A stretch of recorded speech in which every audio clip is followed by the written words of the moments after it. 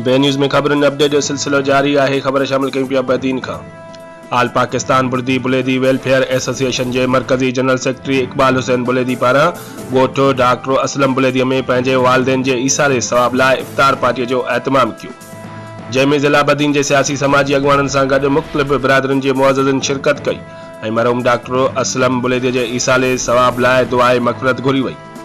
उन मौके ते आल पाकिस्तान बुर्दी बुलेदी वेलफेयर एसोसिएशन के मरकज़ी general secretary advocate Iqbal Hussain Buledi, सूबाई इतलात सेक्रेटरी मोहम्मद अली बुलेदी, ज़िला बदीन के जनरल सेक्रेटरी कारी तालिब बुलेदी जो चवणु हो त डॉक्टर असलम बुलेदी लाड़ सिंध जो नाले वारो हकीम हो।